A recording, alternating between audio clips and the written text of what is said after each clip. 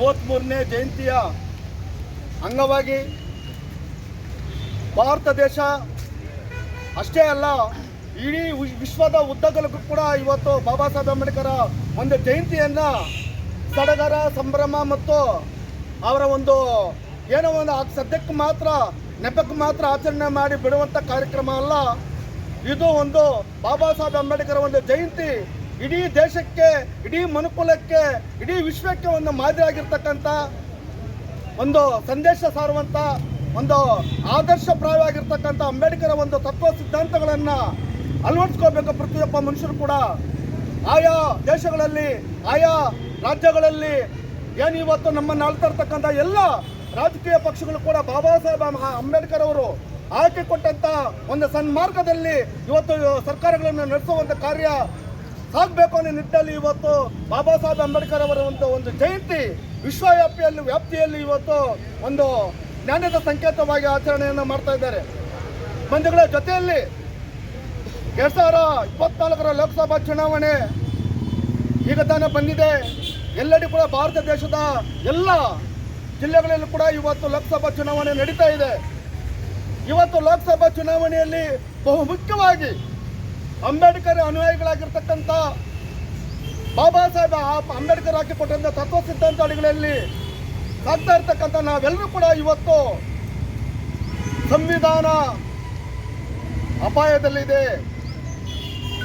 ನೋಡಿರಬೇಕು, ಇವತ್ತು ಸಾಮಾಜಿಕ ಜಾಲತಾಣಗಳಲ್ಲಿ, ಮೀಡಿಯಾಗಳಲ್ಲಿ, ಪತ್ರಿಕೆಗಳಲ್ಲಿ ದಿನೇ ದಿನೇ ಇವತ್ತು ನಮಗೆ ಕೂಡ ಬರ್ತಾ ಇದೆ. ಒಬ್ಬ ಪುಣ್ಯಾತ್ಮ ಹೇಳ್ತಾನೆ, ಜನರಿಂದ ಆಯ್ಕೆ ಆಗಿರ್ತಕ್ಕಂಥ ಒಬ್ಬ ಸಂಸದ ನಾವು ಬಂದಿರೋದೇ ಸಂವಿಧಾನವನ್ನು ಬದಲಾವಣೆ ಮಾಡಲಿಕ್ಕೆ ಅಂತ.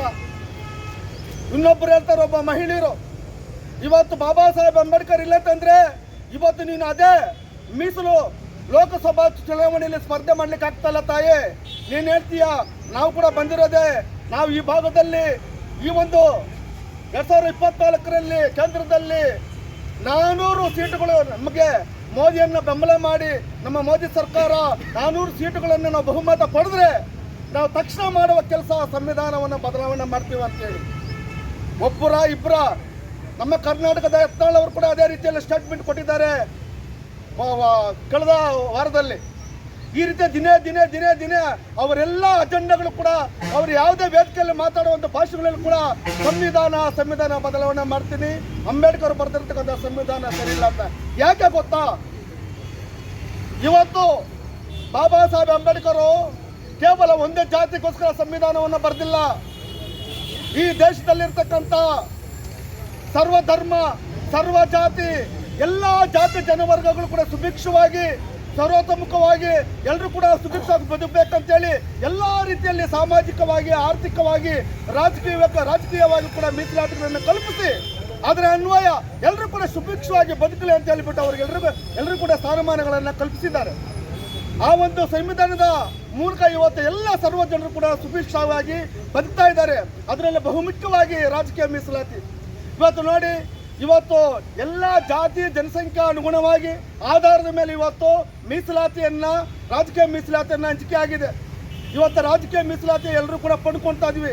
ಅದರಲ್ಲಿ ಬಹುಮುಖ್ಯವಾಗಿ ಏನಪ್ಪಾ ಅಂತಂದ್ರೆ ಶೋಷಿತ ಸಮುದಾಯಗಳು, SC STಗಳು ಮತ್ತು OBCಗಳು ಏನಿದ್ದಾರೆ ಇವರು ಇವತ್ತು ಹೆಚ್ಚು ಮೀಸಲಾತಿಯನ್ನು ಪಡ್ಕೊಂಡು ನನ್ನ ಸರಿ ಸಮಾನವಾಗಿ ಬಂದು ಇವರು ಪಾರ್ಲಿಮೆಂಟ್ ವಿಧಾನಸಭೆಗಳಲ್ಲಿ ಕುತ್ಕೊಳ್ತಾ ಇದ್ದಾರಲ್ಲ ಅಂತೇಳಿ ಸಹಿಸಲಾರ್ತಕ್ಕಂಥ ಮನಸ್ಸುಗಳು, ಜಾತಿವಾದಿ ಮನಸ್ಸುಗಳು ಇವತ್ತು ಅದನ್ನ ಏನೇ ಮಾಡಿ ಸಂವಿಧಾನ ಇದ್ರೆ ತಾನು ಇವರೆಲ್ಲರೂ ಕೂಡ ಜೊತೆಲಿ ಬಂದು ಕುಂತ್ಕೊಳ್ಳೋದು. ಸಂವಿಧಾನ ತೆಗೆದಾಕ್ಬಿಟ್ರೆ ಆ ಒಂದು ಕಾರಣದಿಂದ ಇವತ್ತು ಅವರೆಲ್ಲರೂ ಕೂಡ ಒಂದು ಷಡ್ಯತಂತ್ರವನ್ನು ರೂಪಿಸಿ ಇವತ್ತು ಮನುವಾದಿಗಳು ಈ ದೇಶದಲ್ಲಿ ಇವತ್ತು ಅದನ್ನೇ ಅಜೆಂಡಾ ಇಟ್ಟುಕೊಂಡು ಇವತ್ತು ನಮ್ಮ ಮುಂದೆ ಬಂದಿದ್ದಾರೆ. ಬಂಧುಗಳೇ, ಇವತ್ತು ಭಾರತ ದೇಶ ಅಲ್ಲ, ಇಡೀ ವಿಶ್ವದ 290 ದೇಶಗಳು ಇವತ್ತು ಭಾರತದ ಸಂವಿಧಾನವನ್ನು ಒಪ್ಕೊಂಡಿದ್ದಾರೆ. ಇವತ್ತು ಸರ್ವಶ್ರೇಷ್ಠವಾಗಿರ್ತಕ್ಕಂಥ ಭಾರತದ ಸಂವಿಧಾನ